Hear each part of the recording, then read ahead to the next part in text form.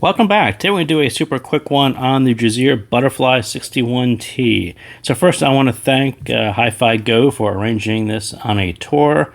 And that's sort of why this one is going to be quick. I think this one doesn't really match my preferences all that closely, but I think it does match a lot of other people's preferences. So I'd rather let them enjoy it. And I'll just kind of cut this one short and send it on its way so other people can who it probably matches their preference closer than mine. So, here you go. It's actually a super nice build.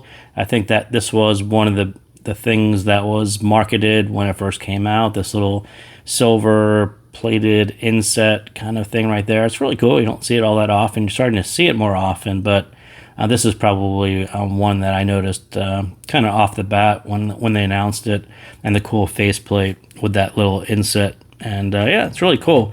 And again, if you are familiar with I think Juzear and Meyer audio, I think this thick 4-core silver-plated cable will look super familiar. You do get a case as well. So let's kind of jump into it and run through this one a little quickly. So I think the good side on this one, right away, I think it does have a warmish, smooth sound to it. Lots of other sets have kind of a similar sound to it. It does have a safe, non-offensive treble level. A bit of extra sub bass gives you consistent end-to-end thicker sound. And that kind of sound, I think, works better for me in non-hybrid sets. I think it sounds a lot more like a dynamic driver. It also sounds more like, perhaps something that's a little less than the price of the Juzear. This one's like $220 or so. It's kind of up there. So yeah, when I look for a hybrid, that's a 1+6, and in that price range, I sort of look for, something a little bit more technical and not so much a warm and smooth style set. But I know plenty of other people love that warm and smooth side. That's why I said this one probably is better off in other people's ears. I call these style of tuning timbre priorities. This is really for people who are sensitive to extra energy in the treble that can present as off natural. These timbre priority people tend to really focus on flutes sounding like flutes, and this is one of those sets that has kind of a very natural sound to it. But when you get into, I think it's a very highly subjective thing, and this tuning can sound constrained or a little less transparent to people who aren't really timbre priority. If that's not the first thing that you think of, and you go towards, well, this has 6 balanced armatures and it's going to sound super technical and super resolution and super detail, that's what these style of tunings don't really push that forward, and that's why I call these timbre priority. They really push that forward, the naturalness and the end-to-end consistency. But if you're buying hybrids for BA techs, these sets are a bit of a mismatch. So the most general appealing style, as it really works outside of audiophile land, again, this warmish, smoothish, there's no real peakiness to it. There isn't really anything that's going to offend anyone's ears in the treble, and it ends up being a very, very general appealing style sound. You can give these to someone who has never heard an IEM, and it will easily impress them with its end-to-end consistencies, and it'll sound right, and it'll sound wonderful to them. There's really no wincing or raised eyebrows when listening to their favorite tracks that might have some, upper range electronics or snare drums or cymbals.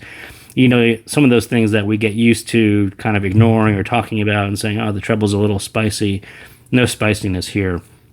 So this tuning also works for treble sensitive listeners in that same vein. It's just enough to sound extended. Some people are sensitive to that upper treble energy, and this set rolls off with a nice gentle slope. So for those of you who aren't timbre priority and kind of curious as to what it sounds like, if you're really a detail or resolution chaser looking for an affordable 1+6, this won't really be a good fit for you. The warmth, the lower treble level, the lower dynamics all will sound very familiar to you, but not emphasize details or resolution or separation or clarity. It sounds just very consistent, like I said, more like a sharpened dynamic driver.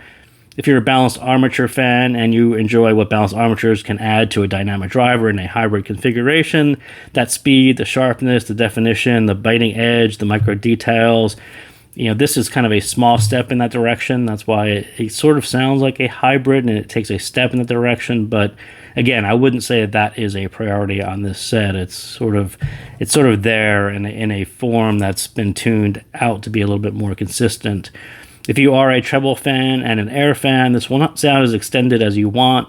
This style of tuning tends to drop off early and is really nice and easygoing drop off. It's a really nice drop off in the upper treble, but it will sound distinctly different from any sets that have balanced armature extension into air and hit that kind of hard. Those have a very distinct sound and it hits your ear in a certain way. All of that is sort of rolled off and not really there on the Butterfly.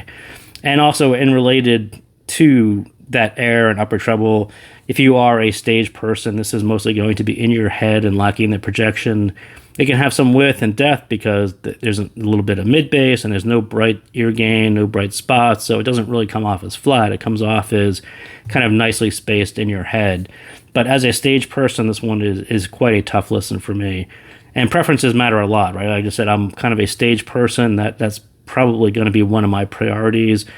Having a flute sound perfectly like a flute at this price point and, in this configuration, there's a little more leeway there for me in that respect. If the set can do something wonderfully, it has super resolution or super detail or really nice balanced armatures, and there's a little bit of BA timbre, I'm kind of okay with that. But having such a focus on something that isn't a priority for me makes it one of these sets where preferences really matter. And this one is, for me, it's not a great fit. I'd call it really nice, good, consistent playback, but not the experience that I would get on another 1+6 or other hybrid configurations that really kind of hit the treble and the extension and the dynamics in a way that is more in line with other hybrids. So thank you guys again for tuning in, and I will see you next time.